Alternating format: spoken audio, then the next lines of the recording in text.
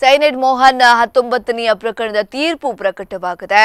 ಕಾಸರಗೋಡು ಮೂಲದ ಯುವತಿಯ ಅಪಹರಣ ಕೊಲೆ ಪ್ರಕರಣದ ತೀರ್ಪು ಹೊರಬಿದ್ದಿದೆ. ಬದಿಯಡ್ಕ ಠಾಣಾ ವ್ಯಾಪ್ತಿಯಲ್ಲಿ ಪ್ರಕರಣ ನಡೆದಿತ್ತು. ಮಂಗಳೂರಿನ 6ನೇ ಹೆಚ್ಚುವರಿ ಜಿಲ್ಲಾ ಮತ್ತು ಸತ್ರ ನ್ಯಾಯಾಲಯದಿಂದ ತೀರ್ಪು ಪ್ರಕಟವಾಗಿದೆ.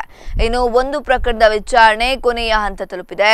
ಜೀವಾವಧಿ ಶಿಕ್ಷೆ 55,000 ದಂಡ ವಿಧಿಸಿ ತೀರ್ಪನ್ನು ಕೂಡ ನೀಡಲಾಗಿದೆ. 6ನೇ ಹೆಚ್ಚುವರಿ ಜಿಲ್ಲಾ ಸತ್ರ ನ್ಯಾಯಾಲಯದ ನ್ಯಾಯಾಧೀಶೆ ಸೈದುನಿಸಾ ರಿಂದ ತೀರ್ಪು ನೀಡಲಾಗಿದೆ. 23 ವರ್ಷದ ಪ್ರಾಯದ ಆರೋಪಿ ಇವರು 3/1/2006ರಂದು ಪಿಕ್ನಿಕ್ ಹೋಗ್ತೀನಿ ಅಂತೇಳಿ ಪುತ್ತೂರಿನಿಂದ ಹೊರಟೋಗ್ತಾರೆ.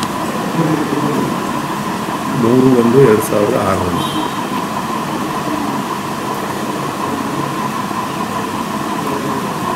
4/1/2006ರಂದು ಮೈಸೂರಿನ KSRTC ಟಾಯ್ಲೆಟ್ ಹತ್ರ ಆಕೆಯ ಶವ ಸಿಗುತ್ತೆ.